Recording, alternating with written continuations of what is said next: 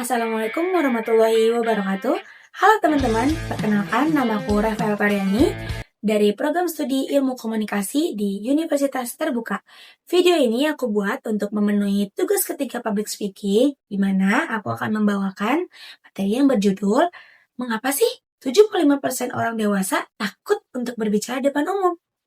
Teman-teman pernah nggak sih diminta tiba-tiba melakukan sebuah presentasi dan merasa gugup, takut, cemas, tangan berkeringat, suara bergetar, dan rasanya tuh pengen cepet-cepet selesai gitu?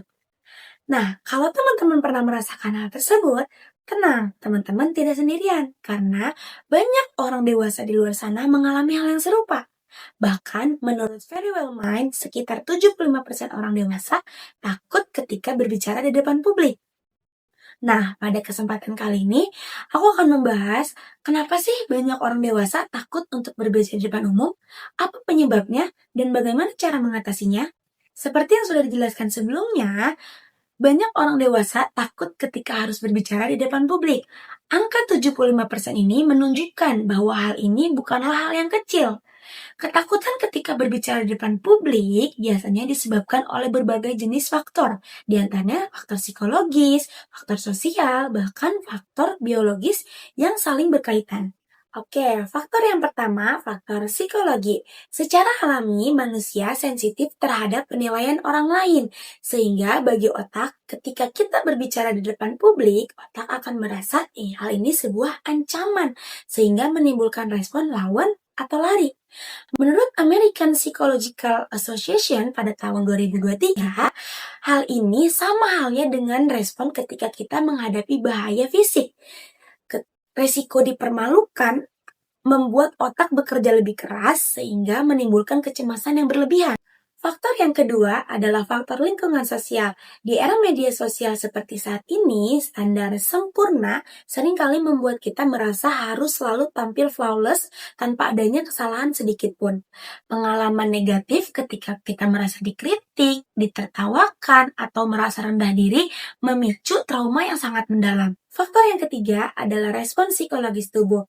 Ketika kita merasa cemas, tubuh akan melepaskan adrenalin yang memicu gejala seperti jantung berdegup cepat, tangan berkeringat, bahkan otot yang menegang.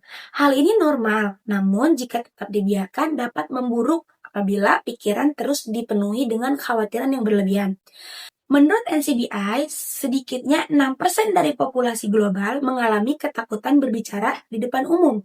Lalu, bagaimana cara kita mengatasi kecemasan dan ketakutan berlebihan saat melakukan public speaking? Berikut aku ada beberapa tips yang terbukti efektif untuk mengatasi kecemasan dan ketakutan saat kita melakukan public speaking. Yang pertama, persiapan mental. Bayangkan ketika kita berbicara di depan umum, kita berbicara dengan lancar tanpa adanya kesalahan dan audiens merespon dengan positif. Visualisasi yang positif dapat menurunkan kecemasan hingga 50%. Yang kedua, terus berlatih, mulai dari latihan di depan cermin atau latihan kepada audiens kecil seperti teman atau keluarga.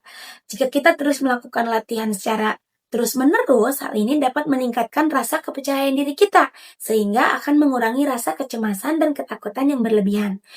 Yang ketiga, pendekatan kognitif. Ubah pola pikir negatif menjadi pikiran yang lebih rasional. Misalnya, kalau aku salah bicara, itu nggak apa-apa kok, nggak bakal kiamat. Seperti itu teman-teman. Ingat teman-teman, public speaking bukan tentang siapa yang paling berani, namun tentang siapa yang mau mencoba dan mau terus belajar. Tidak perlu sempurna pada awalnya, yang penting kita mau mencoba dan terus berlatih. Ketika kita terus berlatih, itu akan meningkatkan rasa percaya diri kita. Oke teman-teman, mungkin cukup sekian materi yang bisa aku sampaikan. Semoga bisa membantu. Sekian dari aku. Wassalamualaikum warahmatullahi wabarakatuh. Bye-bye.